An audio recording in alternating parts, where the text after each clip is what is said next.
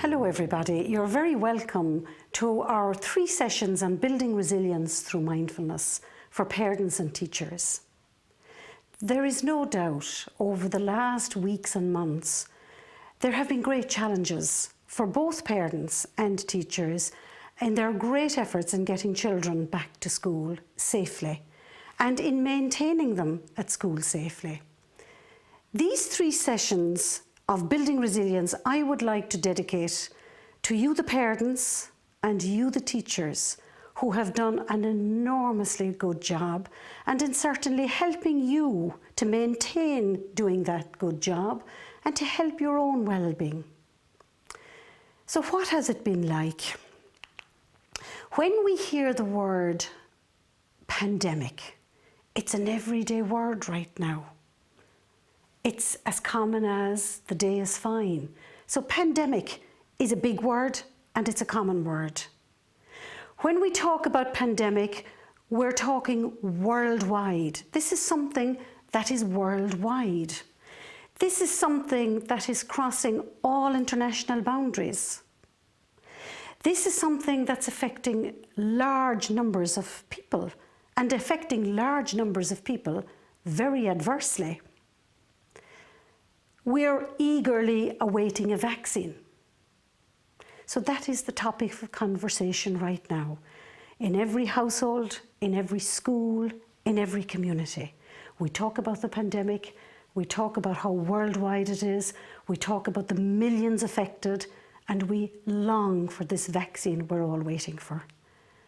While in the meantime, we do as best we can. That's all we can do right now. And we talk about living the new normal. Living the new normal. Maybe that is probably a little bit of a high expectation because there is nothing normal about what we're actually doing right now. And it might be just as well to recognize what we are trying to do is very abnormal. And once we can recognize and face up to what we're trying to implement is abnormal, we may understand it a little better. It is abnormal because we are social beings. We are used to interacting. Is it normal not to be able to hug a loved one? Is it normal not to see somebody smile from behind a mask? Is it normal not to shake somebody's hand? No, it's not normal. We are trying to adapt to something that is very abnormal for us as human beings. And we're doing the best we can. So where are we right now? The new normal versus the abnormal. I think it's very important to understand that in order to adapt to this new normal or abnormal, constraints are inevitable. We know constraints are inevitable. We're all very well aware. We talk about level 2, level 3, level 4, level 5, and every level brings heavier constraints on us. So constraints are inevitable, and we understand that. Adjustments in our life, adjustments in how we communicate are inevitable. Upheaval and unplanned change. When is it going to happen? How is it going to happen? The fear of the unknown is astounding for people. So understanding the inevitable of what is happening is a very important factor in dealing with it. The inevitable of what we're facing causes stress. Therefore, stress becomes a real big challenge to our mental health. So if we are to really cope, we need to understand what is stress? What exactly is stress? We say we're stressed. We're stressed because we can't go to sport. We're stressed because we have to go to school. Stress is a very commonly used word. We need to understand what exactly is stress. First and foremost, I would like to say stress is not a disease. It is not a diagnosed disease. Stress is an experience. So we experience stress in response to something in our everyday lives. So it's an experience. Of course, if we don't understand it and we don't control it, of course it can lead to inevitable medical situations such as anxiety and depression and all those other mental health issues. But fundamentally, stress is an experience to life challenges. So what is that experience? Let's look at the experience. If we can understand what is that experience. In the experience, there are physical components. In the experience, there are emotional components. And in that experience, there are mental components. So as we look at a stressful situation, we need to understand something is happening mentally, something is happening emotionally, and something is happening physically in my body when I experience stress. And that understanding is key. How does that experience happen? That experience gets triggered. Something triggers it. Why do I suffer stress? Something in my environment triggers it. We have internal triggers. The internal triggers very often come from my thoughts, my emotions, and my feelings. I think something and I overthink it, and I mull over it and I ruminate on it, and ultimately I can think myself into a stressful situation. There are external triggers, and the external triggers come from the environment around me, and they primarily come through my senses. I see something that triggers my stress. I hear something that triggers my stress. I touch something that triggers stress. I taste something that triggers it. So generally speaking, the external triggers come through the doorways of my senses. Let me give you an example. For those of us during lockdown who were in the habit every evening of turning on the television to hear how many died today, we looked at the awful scenes coming from across Europe of lorries carrying bodies to graveyards. Those scenes coming through my eyes could trigger a lot of stress. Those numbers appearing every evening were triggering stress. So those triggers coming through my senses, my eyes and my ears, I thought about them, I worried about them. What if? I was able to make up stories about them in my own head, and that created a complete cycle of stress once I allowed that cycle to develop and go uncontrolled. So if we want to manage stress, or if we want to in some way try to cope with it, we need to understand it. We need to become aware of it, particularly when it's happening. We need to befriend it, because stress is normal. Sometimes we need a little bit of stress, and we'll talk a little bit more about that.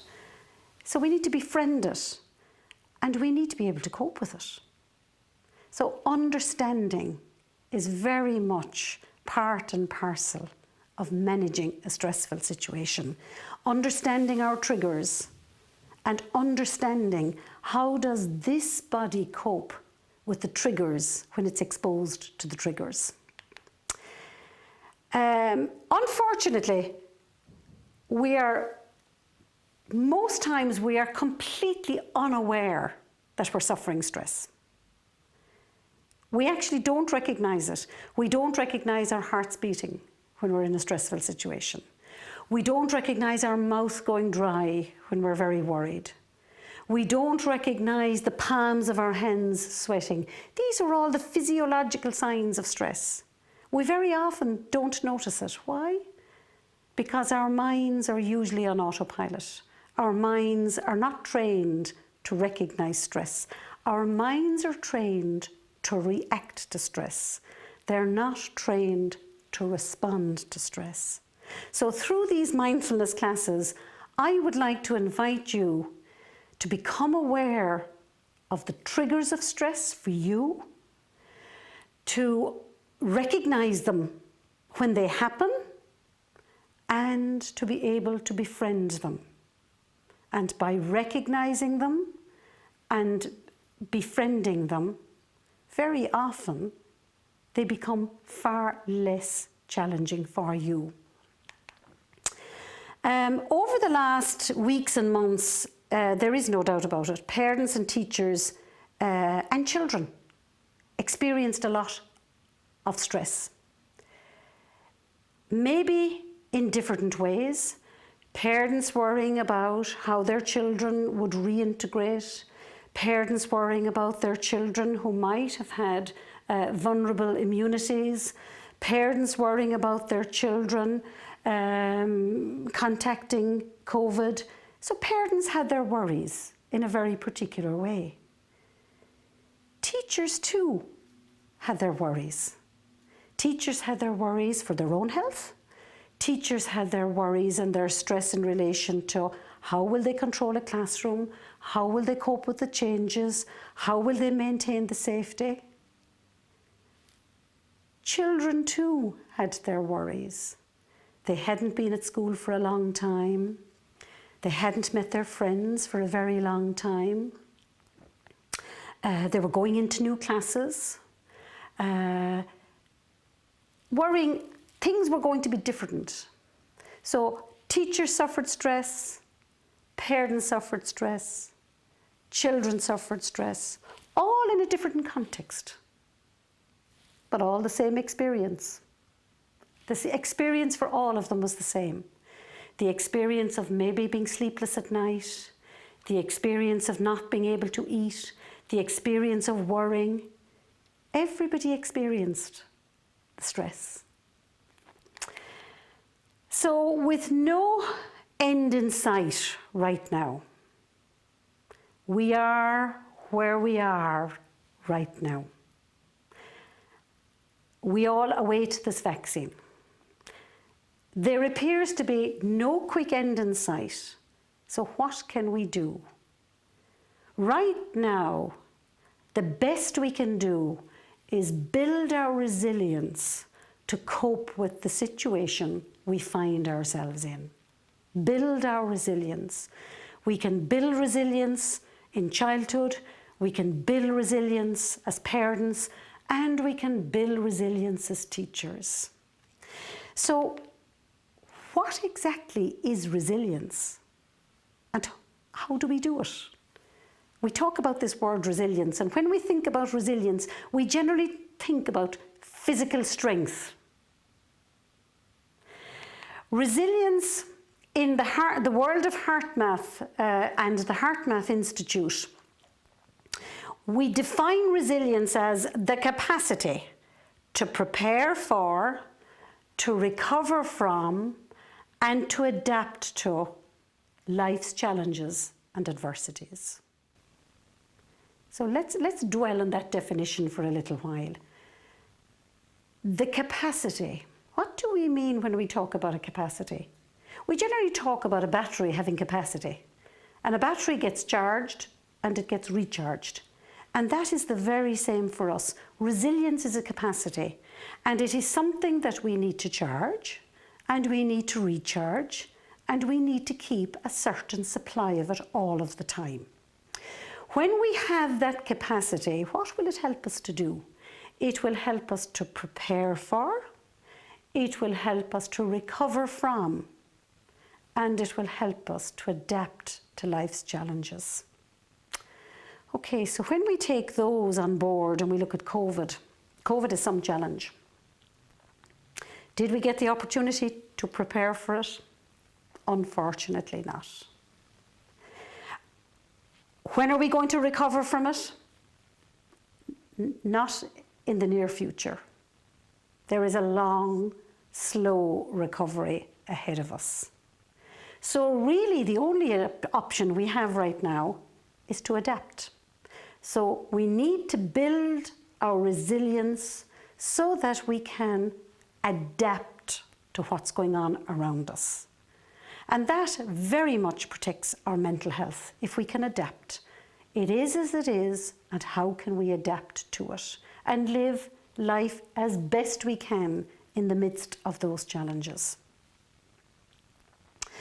When we talk about building resilience, again from the HeartMath Institute, we talk about building resilience on 4 main planes. We talk about building resilience physically. We talk about building it mentally, emotionally, and spiritually. And I think that is very important, because resilience is not just about physical fitness. Lots of people think resilience is physically fit. By all means, there is a very important physical component to being resilient, but it's not the only component to resilience. We also need to be mentally fit, we need to be emotionally fit, and we need to be spiritually fit. The 2 domains that I'm going to speak primarily about in these 3 classes is the mental and the emotional domain of resilience. When you have mental, physical, spiritual, and emotional resilience, we say that we're in coherence and we're in balance. So we do need a balance between all 4. But the 2 that I'm going to primarily speak about is the mental and emotional building of resilience. And mindfulness is one technique which can help one to build emotional and mental resilience. Not the only one. Mindfulness is not for everybody. It is not the only technique. It is one such technique which I certainly would invite those of you who wish to partake in these classes. What is mindfulness? Mindfulness, the definition of mindfulness, according to Jon Kabat-Zinn, who would be considered to be, I suppose, the Western innovator of mindfulness in the world of today. Mindfulness is paying attention. You've all heard that being said on numerous occasions, either by your parents or by your teachers at school. Pay attention. We need to pay attention with intention. So that takes effort. Intention takes effort. We need to pay attention with intention in this present moment. In this present moment, and do so non-judgmentally. Generally, when I'm giving classes on mindfulness, and the very first night I always give this definition. This is the definition I really, really like, because it captures very clearly what mindfulness is about. Lots of people find it very hard to grasp on the first time I mentioned this definition. Be patient. By lesson 3, you will know exactly what paying attention with intention in the present moment non-judgmentally means. But you will also know it is actually quite a difficult skill to achieve. It needs practice, it needs a lot of patience, and it needs perseverance. So next week, I would like to invite you to join us to understand what mindfulness is. I've given you the definition. I would also really like next week to tell you what mindfulness is not about, because there are enormous misunderstandings about mindfulness. It is a psychological technique to help you to train your pattern of thinking. And in this instance, I would like to invite you to train your patterns of thinking to understand when you're in a stressful experience that you will be able to respond rather than react. And that really is going to be the greatest gift you could give yourself in these stressful, challenging times. Good night.